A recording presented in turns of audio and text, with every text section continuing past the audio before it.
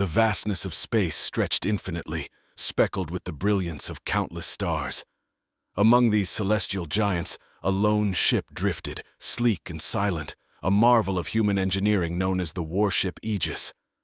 On board, Captain Elena Mirov steered her crew through the uncharted territories at the edge of the Milky Way, her heart a mixture of trepidation and exhilaration. Today was unlike any other. The Galactic Council, a conglomeration of alien civilizations dedicated to maintaining peace and order across galaxies, had finally noticed humanity. They were curious, cautious, and up until today, indifferent to the small, distant race of humans. But the Aegis was about to change that. As the ship approached the coordinates for the meeting, the crew prepared for what was history in the making. The main deck was abuzz with activity. Technicians checked and rechecked their equipment, while scientists went over their notes on intergalactic diplomacy. Elena stood before the main viewport, her gaze fixed on the vast unknown. The comms officer, Lieutenant Harrow, broke the silence. "Captain, we're receiving a transmission from the Galactic Council's flagship. They're ready for us to dock." Elena nodded, her voice steady. "Acknowledged, Lieutenant. Let's show them what humanity is made of." As the Aegis maneuvered closer, the sheer size of the Council's flagship became apparent. It was a behemoth compared to the human warship, adorned with technology that shimmered with advanced alien elegance. The sight was enough to make anyone's breath catch in their throat. Elena felt a mixture of pride and nervousness. This was a culmination of Earth's technological advancements, a testament to human will and intelligence. "Helm, steady as she goes. Bring us into their hangar bay," she ordered calmly. The docking procedure was smooth, a dance of cosmic precision. Once docked, Elena and her selected crew members suited up in their formal attire, each badge and insignia polished to a shine. They were not just representatives of the Aegis. They were ambassadors of Earth. The airlock doors hissed open, revealing a delegation of alien representatives waiting for them. Their forms varied wildly, from beings of pure energy to creatures cloaked in metallic scales. The leader of the council, a tall figure with luminescent skin and eyes like molten silver, stepped forward. His voice resonated telepathically, filling the minds of the human delegation. "Welcome, Captain Elena Mirov and the crew of the Aegis. We are intrigued by your species and wish to learn more about your capabilities and intentions." Elena stepped forward, her posture confident, her heart racing. "Thank you for having us. Humanity has much to offer and equally much to learn. We hope today marks the beginning of a fruitful relationship between our peoples."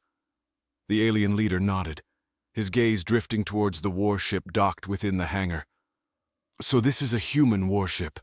Your kind is known for resilience and resourcefulness, but we did not anticipate such advanced military capabilities." Elena smiled slightly. "The Aegis is one of many, designed to protect Earth and explore the universe. We seek peace, but we are prepared for all contingencies." The meeting continued with a tour of the Aegis, where the Galactic Council members observed human technology and crew interactions. The atmosphere was a mix of curiosity and unease, each side keenly aware of the other's potential. As the tour concluded, the alien leader paused, his tone more contemplative. "Humanity is full of surprises. We shall deliberate on this encounter and inform you of our decisions." Elena nodded.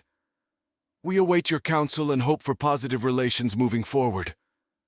As the delegation returned to their ship, Elena looked back at the stars. They seemed less distant now, less like pinpoints of light and more like beacons of potential. Whatever the council decided, humanity was now, undeniably, a part of the cosmic conversation. The journey was just beginning.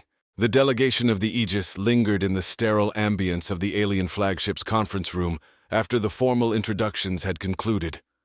Captain Mirov's crew, a blend of Earth's finest minds and bravest souls, exchanged tentative glances, their nerves barely contained beneath the surface of their composed facades. Across the table, the enigmatic council members sat, their expressions unreadable. The silence stretched thin, finally broken by the hum of the translation devices as the council's spokesperson, whose form shimmered with an almost ethereal quality, began to speak. We have observed your vessel and acknowledged the sophistication of human technology. However, collaboration between our civilizations requires more than technological prowess. We propose a series of trials to understand your species' adaptability and resilience in unforeseen circumstances. Lieutenant Harrow, always the tactician, leaned forward, his voice measured. What nature of trials are you suggesting? Our mission was of peace and mutual understanding. The trials will encompass various aspects, the alien continued, their voice a melody of chimes. You will navigate through the Severn Nebula, known for its unpredictable gravitational waves. Success will demonstrate your navigational skills and your ability to endure extreme conditions. The crew exchanged looks, the challenge not lost on them. Elena knew the Severn Nebula was no minor hurdle. It was a maelstrom of cosmic winds and gravitational anomalies, a true test of their ship's capabilities and their own as a crew. We accept, Elena responded without hesitation, the decision clear in her mind. The Aegis and her crew are prepared for what lies ahead. Preparations began at once. The crew delved into strategic planning, simulations running constantly, scenarios played out in controlled environments aboard the ship. The engineers boosted the ship's defensive systems, while the scientists analyzed every piece of data available on the nebula. Days later, as the Aegis approached the swirling vortex of the Severn Nebula, the mood among the crew was one of grim determination. The ship's sensors lit up, panels blinking rapidly with data as they entered the outer fringes of the nebula. Gravitational anomalies increasing, reported the science officer, her eyes fixed on the readings. We need to adjust our trajectory by 15 degrees starboard to compensate. Elena nodded. Do it. Keep our shields at maximum. We can't afford any missteps. The Aegis trembled as it plunged deeper into the nebula. Outside, the space was a tapestry of violent beauty, swirling clouds of gas clashing with the raw forces of gravity. Sudden jolts shook the ship as they encountered invisible gravitational spikes, each one a reminder of the peril they faced. Captain, we have multiple system alerts, the engineer announced, his voice tense over the comm. The gravitational stress is beyond our original estimates. Elena's resolve hardened. Route all non-essential power to the shields and engines. We push through. As they navigated through the chaos, the crew's training and the ship's capabilities were pushed to their limits. The Aegis, bathed in the eerie light of the nebula, became a lone beacon of human ingenuity and perseverance. Emerging on the other side, the ship bore scars of its journey. A few systems offline, but integral structures intact. The crew, though weary, shared a sense of triumph, their mission a testament to their capabilities. We've made it, Elena breathed out, a rare smile breaking over her face. Let's get the full damage report and prepare for the next trial. This isn't over yet. Back on the Council's flagship, the news of the Aegis's successful navigation of the Severn Nebula reached the gathered members. The Council, their interest markedly increased, watched closely now, their initial reserve giving way to a cautious respect for the tenacity of the human spirit. As the Aegis sailed away from the turbulent embrace of the Severn Nebula, a new directive arrived from the Galactic Council. The trials were far from over. The next challenge lay in the domain of intellect and strategy, not just survival against cosmic forces. The Council has granted you access to the archives on Yttriel 9, the message conveyed in harmonious tones. Your task is to decode the ancient cipher of Varn, a puzzle that has stood unsolved for millennia. Success will demonstrate the cognitive flexibility and problem-solving capabilities of humanity. The cipher of Varn was legendary, a complex encryption believed to contain the secrets of an ancient and advanced civilization. Solving it would not only prove human ingenuity, but might also unlock technologies or knowledge hitherto unknown. Elena gathered her best cryptologists and linguists, forming a team led by Dr. Lin Tran, a specialist in xenolinguistics. As the Aegis set course for Yttriel 9, Dr. Tran pored over every scrap of information the Council had on the cipher, her mind racing with possibilities.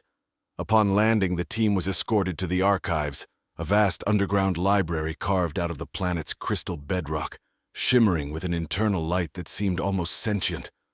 Rows upon rows of data slabs, each a puzzle piece of the galaxy's history, awaited them. The cipher is not just a lock, but a gatekeeper of wisdom. explained the archive's curator, a being whose body flowed like liquid metal. Many have tried, and all have failed to unveil its secrets. Undeterred, Dr. Tran and her team set up their workstations, the cryptic symbols of the cipher displayed on large screens. The characters were unlike any linguistic patterns recorded in human history. They fluctuated, almost alive, their meanings intertwined with quantum equations and philosophical constructs. Days turned into nights as the team worked tirelessly, their initial theories crumbling under the weight of the cipher's complexity. Frustration mounted, yet with each setback, their determination grew. They delved deeper into abstract algorithms and obscure historical contexts, seeking the key to unlock the cipher's secrets. Meanwhile, Elena monitored the progress while managing the ship's recovery from the nebula's harsh embrace. Updates on the cipher were mixed with reports of repairs and system diagnostics, a constant reminder of the challenges they faced. Then, a breakthrough. Dr. Tran, her eyes wide with disbelief, stared at the screen where a sequence of symbols had just aligned in a coherent pattern. I think we've got something," she murmured, her voice barely above a whisper. The team gathered around as she explained her approach, combining elements of ancient Yatrillian philosophy with quantum computing principles. The symbols began to make sense, revealing not just words but entire passages of text describing advanced theoretical constructs in physics and cosmology. Excitement rippled through the team as they worked to fully decode the message, each line they translated unveiling marvels of a bygone civilization.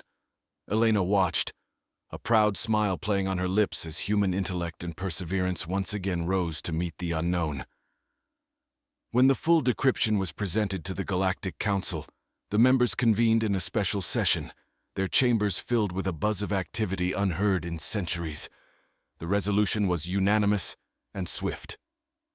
"The trial of intellect has been passed by the humans," announced the Council's spokesperson, their voice resonant with a newfound respect. "This accomplishment will not only reflect on the capabilities of your species, but will surely benefit the whole of the galactic community." With the success of their mission resonating like a beacon across space, the crew of the Aegis prepared for their final trial, aware now more than ever that the eyes of the galaxy were upon them, watching with eager anticipation for what humanity would do next. The final trial set by the Galactic Council was to test the very essence of human nature, empathy and ethical decision-making. The stage was set on Thalos III, a planet with a unique biosphere, where the ecosystem itself was sentient. Known as the Veil of Thalos, the living network spanned the entire planet, capable of communicating through bioluminescent signals and subtle shifts in its terrain. "The Veil has been distressed by an unknown anomaly," explained the Council's emissary, their voice a blend of concern and curiosity. "Your task is to interact with the Veil, identify the source of its distress, and resolve it without causing further harm to the ecosystem. This will test your species' ability to empathize with non-human consciousness and act responsibly within an alien environment." Captain Mirov assembled a diverse team for the mission, including biologists, environmental scientists, and diplomatic officers trained in non-verbal communication techniques. As they landed on Thalos III, the ground beneath their feet shimmered with soft, pulsating lights, the planet welcoming them in its own silent, enigmatic way. The team set up their base near a large conclave of bioluminescent trees, which served as a central node for the Veil. Dr. Hamid Rajani, the team's lead biologist, began deploying various non-invasive sensors to interpret the signals being emitted by the Veil. The initial readings were chaotic, patterns distorted, a clear indication of the Veil's distress. "Something is disrupting the Veil's ability to communicate and maintain its balance," Dr. Rajani reported, analyzing the data streams. "The pattern is akin to a neurological disturbance in a brain. We need to locate the source." Using a combination of aerial drones and ground teams, they began tracing the disrupted patterns, mapping anomalies in the Veil's network. The trail led them to a cavern system radiating with a stark, unnatural coldness, unusual for Thalos III's typically temperate climate. Inside, they discovered the cause: an old geological survey probe from another alien civilization buried beneath the surface, leaking a low-frequency pulse that was non-toxic but deeply disorienting to the Veil. It appeared the probe was malfunctioning, its distress signal unintentionally camouflaged by the planet's own biosignals. The probe's frequency is akin to a loud noise drowning out the Veil's ability to hear itself think, explained Lieutenant Mara Jensen, the team's communications officer. We need to deactivate it, but carefully. We don't know if it's linked to other systems that might react defensively. The operation was delicate, requiring precision and gentle handling to ensure that no further damage would be inflicted on the Veil or the probe's unknown makers. Under Elena's direct supervision, the team managed to isolate and eventually deactivate the probe, halting its emissions. Immediately, the cavern's chill began to recede, and the glowing patterns of the Veil outside started to realign and flow more harmoniously. The team waited, breath held, as the Veil's network slowly restored itself. Days later, the improvement was evident. The Veil had begun to flourish again, its bioluminescence brightening, pulsing rhythmically in what the team interpreted as signs of recovery and gratitude. Upon reporting their success, the response from the Galactic Council was swift and enthusiastic. Your actions have shown a profound respect for life and an admirable balance of wisdom and caution. Humanity has not only passed our trials, but has also demonstrated qualities we deeply value in our galactic community. The commendation filled the crew with a deep sense of accomplishment and pride. As they prepared to leave Thalos 3, Captain Mirov looked out at the vibrant display of lights across the landscape, a silent testament to their success. Back aboard the Aegis, as they charted their course back to Earth, the implications of their acceptance into the Galactic Council began to dawn on them. They were no longer just explorers or diplomats from a distant human world. They were now integral players on the cosmic stage, representatives of a species capable of great things. Their return home was not the end of their story, but a new beginning in the vast tapestry of the universe. As the Aegis made its way back toward Earth, the implications of their new status within the Galactic Council began to ripple through the ship's corridors. News of their success spread like wildfire, not just among the crew, but soon to Earth, where it ignited a fervor of anticipation and pride. Yet the homecoming was not to be the quiet return they might have anticipated. Before they reached Earth, an urgent summons came through the communications array, encrypted with the highest priority. The Galactic Council had convened an emergency session, and the Aegis was to divert to the rendezvous point near the Nebulan frontier, a region known for its unstable stargates and the complex political tension it harbored. Upon their arrival, the Council's chamber was fraught with an unusual tension. Several new species, not present at their earlier trials, had joined, their features marked by the harsh realities of frontier life. The issue at hand was a burgeoning crisis at the Nebulan frontier, where a coalition of minor planets was threatening secession, citing neglect and exploitation by the more central systems. The Council needs a neutral party to mediate this conflict, explained the Council's chief mediator, a venerable figure whose voice carried the weight of centuries. Humanity, with its fresh perspective and recent demonstration of empathy and diplomatic acumen, is uniquely positioned to aid in this matter. Elena accepted the task with a solemn nod. Understanding the gravity of the situation, she knew this was a chance to cement humanity's place as a responsible member of the galactic community. Her crew began preparations, poring over cultural dossiers and political histories, determined to approach the negotiation with as much knowledge and respect as possible.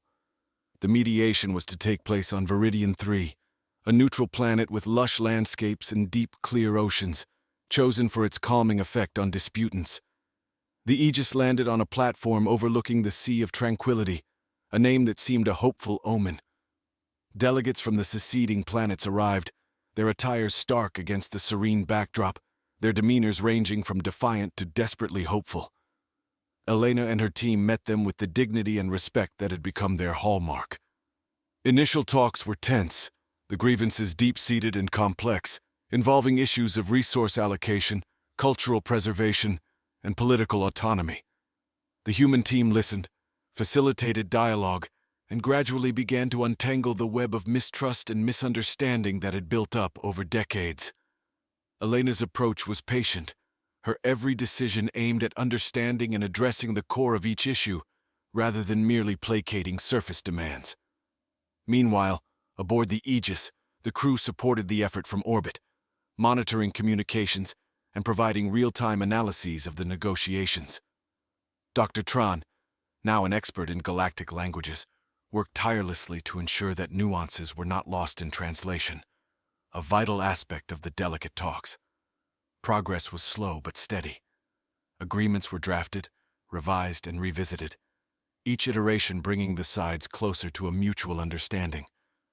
After weeks of negotiation, a tentative accord was reached, with promises of fairer resource distribution and greater political representation.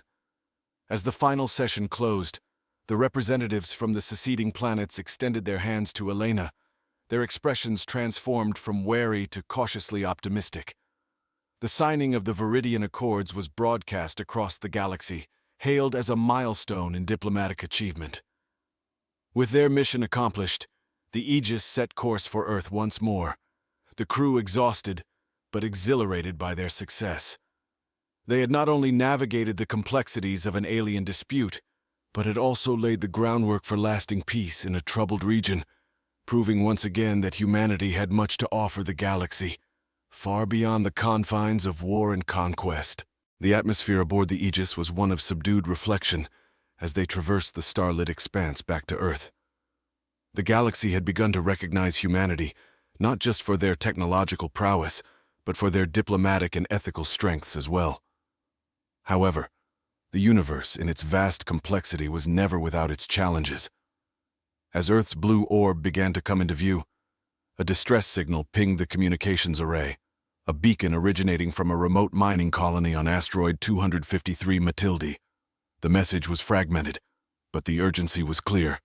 An unknown pathogen had swept through the colony, leaving the miners quarantined and in desperate need of medical and scientific assistance. Captain Mirov redirected the Aegis once more, this time to the asteroid belt. The situation called for immediate action, and the ship was uniquely equipped with both the medical facilities and the scientific expertise needed. Upon arrival, the scene was grim. The mining colony was built into the asteroid itself, a network of tunnels and caverns that now served as both home and potential death trap for its inhabitants. The pathogen appeared to be a virulent form of spore, unwittingly released during deep mining operations. Dr. Emily Zhao, the ship's chief medical officer, led the response team. Donning protective suits, they set up a containment unit and began treating the infected, while samples of the spore were carefully collected for analysis. Back on the Aegis, the research lab was a flurry of activity. Scientists worked around the clock, the spore's behavior puzzling them. It was unlike any terrestrial biology, exhibiting properties that suggested it could alter genetic structures in complex ways.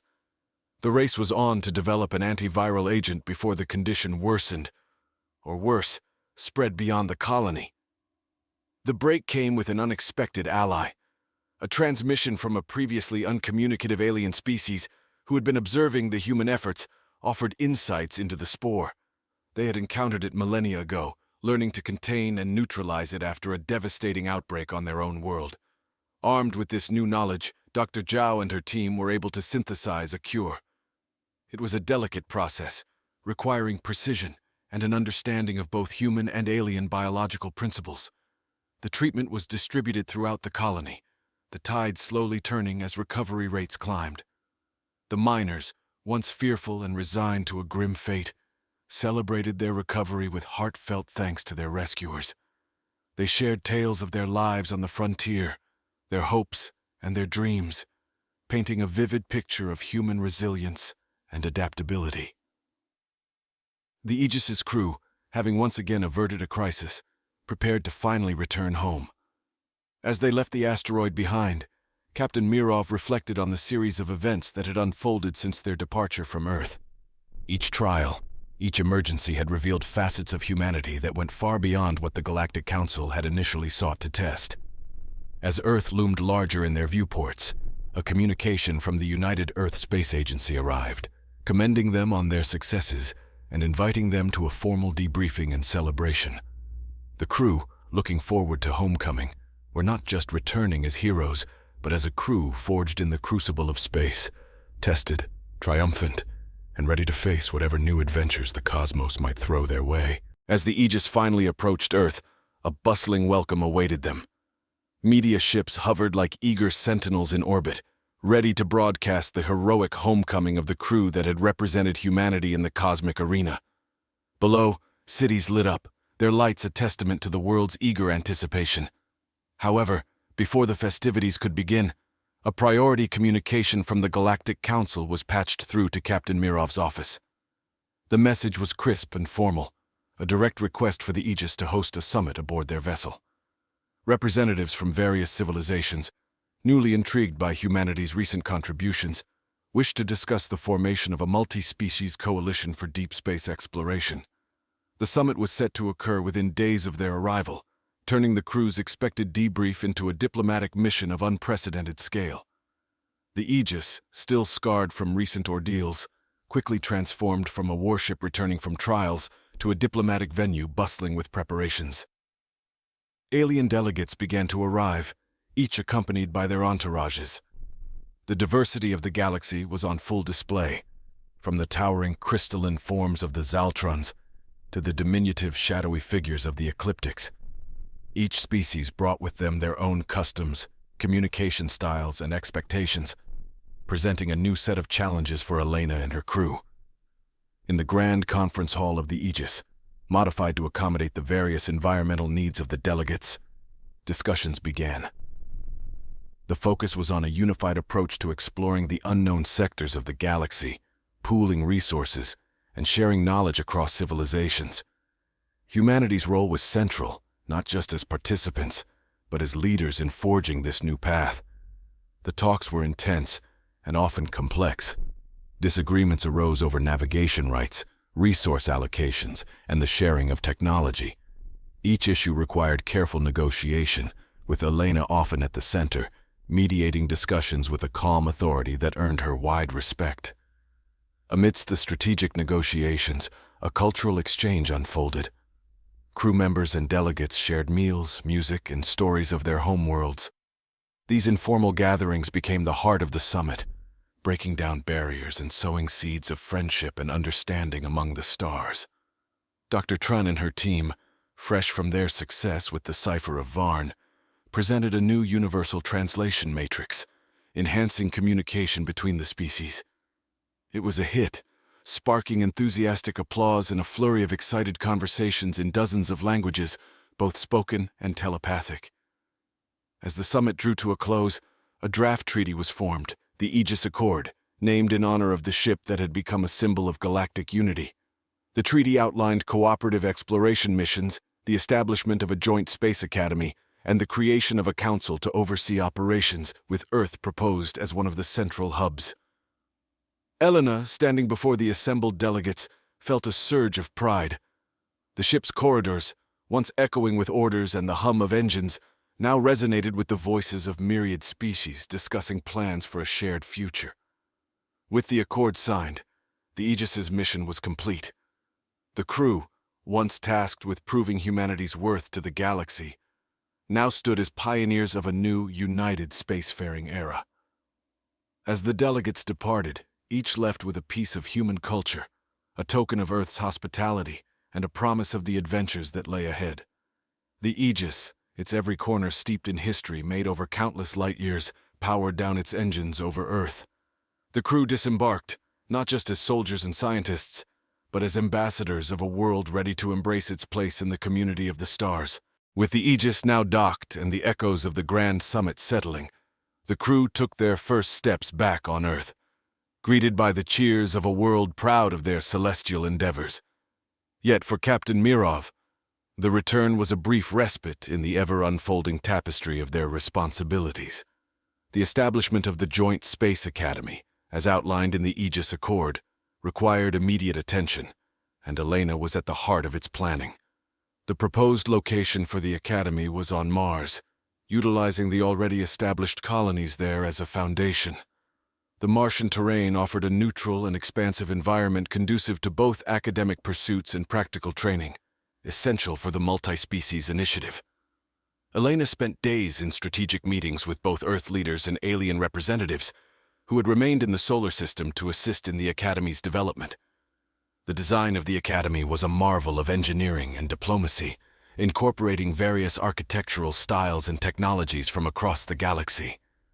The central dome, a massive structure of glass and steel, was designed to house the main lecture halls and laboratories. Surrounding it were various habitats, each tailored to mimic the environmental conditions of the representative species' homeworlds. Dr. Zhao, having been instrumental in containing the spore outbreak, was appointed as the head of medical research at the Academy. Her first initiative was to establish a biosafety lab that would not only study alien physiology, but also ensure the health and well-being of all students and faculty, regardless of their biological differences. Meanwhile, Lieutenant Harrow was tasked with developing the Academy's security protocols. The diversity of the student body, along with the valuable technology and information housed within, made security a complex challenge. He implemented a system that included advanced surveillance, AI-driven threat assessment, and most importantly, a contingent of mixed-species peacekeepers trained in non-lethal conflict resolution.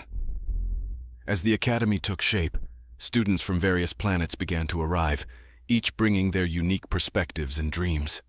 The first semester commenced with an opening ceremony broadcasted galaxy-wide, showcasing unity and the potential of cooperative education. Elena gave the inaugural address, speaking not only of the academic goals, but also of the broader vision of galactic peace and mutual understanding. The curriculum was as diverse as the student body. Courses ranged from quantum engineering to intergalactic politics, taught by the finest minds from multiple worlds. Workshops on cultural exchange and empathy were as much a part of the schedule as scientific research and exploration training. One of the most popular initiatives was the simulator, a virtual reality environment where students could experience the myriad conditions of different planets and scenarios. It was not only an educational tool, but also a way to foster empathy among the students, allowing them to understand each other's backgrounds and challenges on a visceral level. As the semester progressed, the bonds formed between the students grew stronger. Collaborations on projects that combined different technologies and theories were commonplace, leading to innovations that might have taken decades to develop otherwise. Elena often walked the grounds of the Academy, her heart full as she observed the bustling campus, a living testament to the success of the Aegis Accord.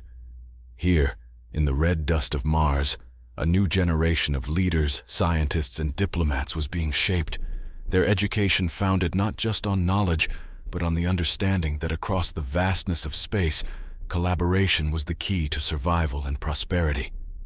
The vision of the Aegis, once a lone ship forging its path through the stars, had now blossomed into a vibrant community, bridging worlds through education and shared purpose. As the sun set on Mars, casting a gentle glow over the Academy, Elena felt a deep, resounding assurance that the future was in capable hands, guided by the lessons learned under the stars. As the Martian sun dipped below the horizon, casting long shadows over the multi-species Academy, an unexpected challenge emerged from within the student body. A group of students from a recently discovered aquatic planet, Oceanius, expressed a profound discomfort with the artificial environment provided for them. Their unique physiology, adapted to the deep pressures and specific mineral composition of their home oceans, wasn't adequately supported by the current setup. Elena, ever attentive to the needs of her charges, convened a meeting with the Academy's engineering and environmental science departments. The meeting was a flurry of discussions, each participant eager to propose solutions that could mimic the conditions of Oceanius more closely. Dr. Zhao suggested an adjustment to the water's mineral content, while engineers debated technologies that could replicate the high-pressure environment. Simultaneously, another narrative unfolded on the campus, one that brought to light the intricacies of interspecies relationships. A misunderstanding between a group of Zaltron and Ecliptic students escalated into a conflict, rooted in a cultural misinterpretation regarding personal space and communal interactions. The peacekeepers, led by Lieutenant Harrow, intervened not with force, but with an invitation to dialogue. The conference room where the discussion took place was transformed into a neutral zone, where each group was encouraged to share their cultural norms and perspectives. The peacekeepers facilitated the session, helping each side articulate their views and listen to the others. This mediation session became a learning opportunity, not just for the students involved, but for all participants, highlighting the importance of empathy and understanding in a diverse community.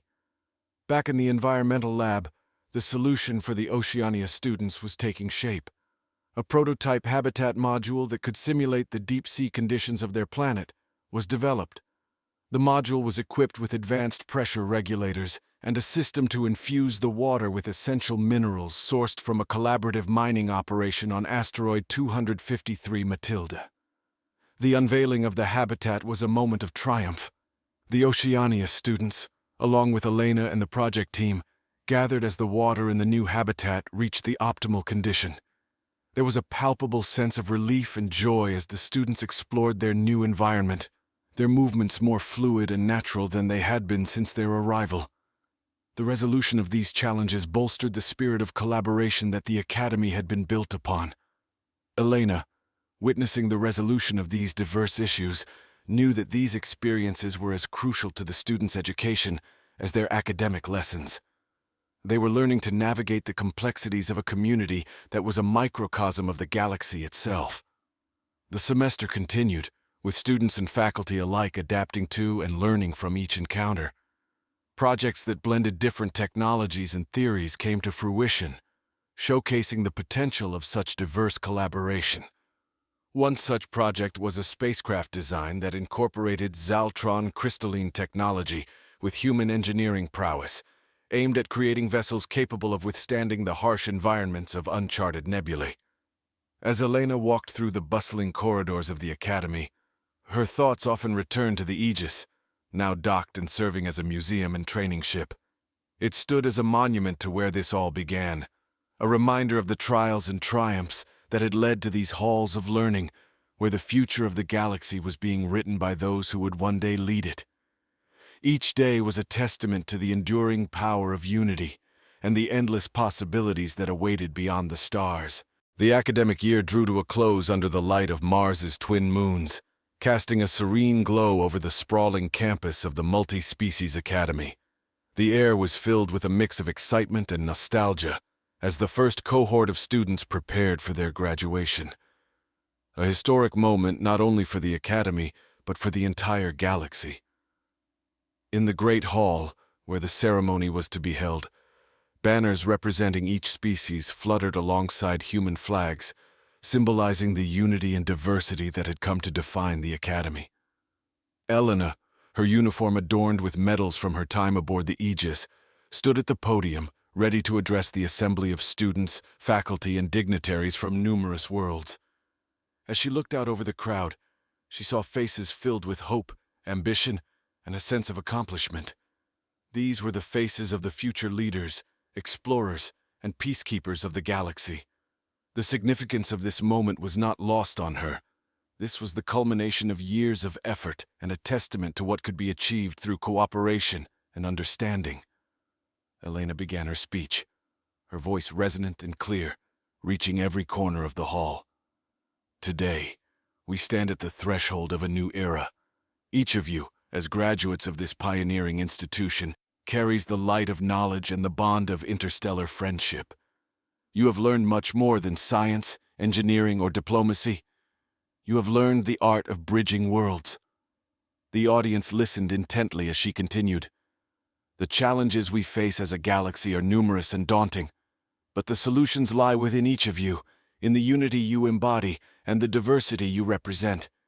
You are the vanguard of a new generation, tasked with steering our civilizations into a future where peace and progress reign supreme. As the ceremony progressed, students from different species took the stage to receive their diplomas. Each name called a beacon of their respective cultures. The applause was a symphony of myriad sounds, each clap and cheer a note in the anthem of galactic unity. Following the formalities, the graduates gathered outside in the Martian twilight, sharing their plans for the future.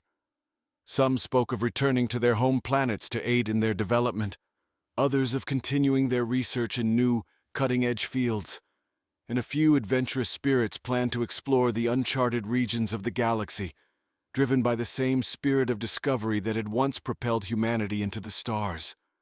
In the midst of these celebrations, a message arrived from the Galactic Council, now viewing the event through a live feed. It was a commendation of the Academy's success, endorsing it as a model for future educational institutions across the galaxy. The message also hinted at plans for more academies like it, sowing the seeds for a network of learning and cooperation that would span the cosmos. As the event drew to a close, Elena took a quiet moment to reflect. The Academy, born from the trials of the Aegis and its crew, was now a living, thriving entity of its own. It was more than an educational institution. It was a beacon of hope and a bridge between stars. The night ended with a display of lights in the Martian sky, an array of colors and patterns orchestrated by the combined technologies of the attending species. It was a celebration of unity, a dance of light that told a story of a galaxy no longer defined by its differences, but by its willingness to come together and learn from one another. As the lights faded, Elena felt a profound sense of completion and a hopeful curiosity about the future. The galaxy was vast, filled with endless mysteries and opportunities, and now, more than ever, it was united in its quest to explore them.